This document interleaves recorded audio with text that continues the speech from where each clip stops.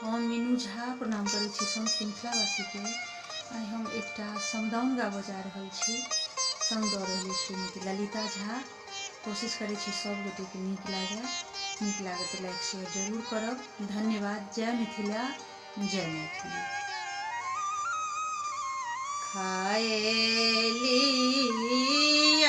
आहे धिया मधुर मिसरिया, मधुर मिसरिया पीबेले गंगा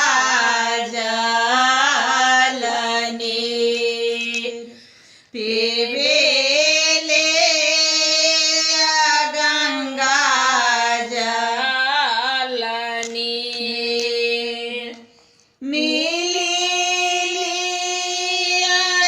आहे धिया सखी हे सहेलिया, सखी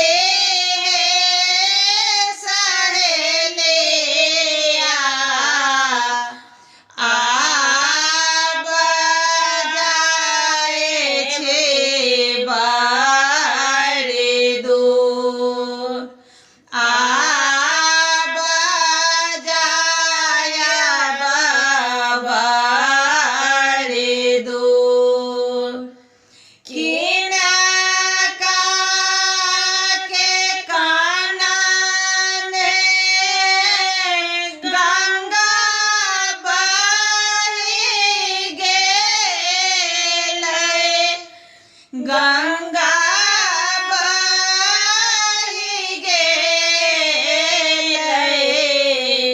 किनका के कानमे हिलोर, किनका के कानमे हिलोर,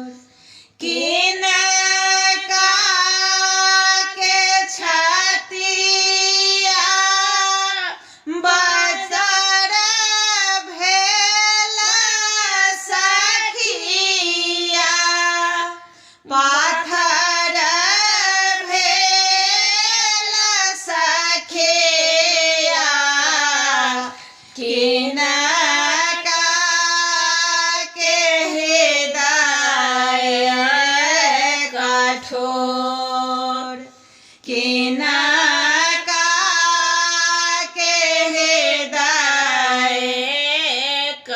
कठोर।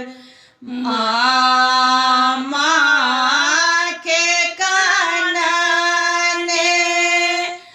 गंगा बहि गेलै, गंगा बहि गेलै, बाबा के कानने हिलोर, बाबा के कानने हिलोर, भैया के छतिया, भैया